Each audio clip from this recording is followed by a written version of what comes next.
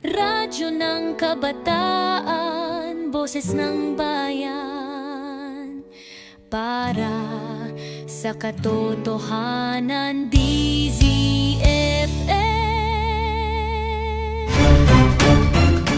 Nagbigay ng malaking karangalan sa bayan ng Mandaon at sa kanyang alma mater ang isang dating mag-aaral ng Federico A. Estipona Memorial High School matapos siyang kilalanin bilang top 6 sa kanyang klase sa prestiyosong Philippine Merchant Marine Academy o PMMA. Si Midshipman Ensign Marcelo Ariano Jr. na nagtapos sa 5HS noong 2019 at Tubong Barangay Ayat ay nakamit ang ika-6 na pinakamataas na pwesto sa Kadaligtan Class of 2025 ng PMMA. Ayon sa opisyal na bayag ng akademya, ang kanyang tagumpay ay bunga ng kanyang pagpupursigi, pagsisikap at tahimik na determinasyon. Sa isang panayam, ipinahayag ni Riano ang kanyang pasasalamat sa tagumpay na itinuturing niyang isang biyaya sa kabila ng mga pagsubok. Kabilang sa mga hamon na kanyang hinarap ay ang paninibago sa mahigpit na quasi-military training ng akademya na lubos na naiiba sa buhay ng isang normal na kolehiyo. Dagdag pa niya, nagsilbing inspirasyon ang kanyang mga kamag-anak na matagumpay na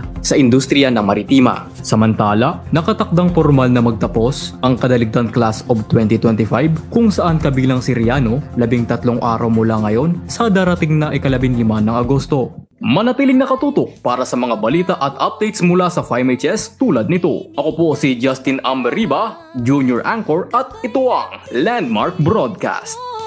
Radyo ng Kabataan, Boses ng Bayan.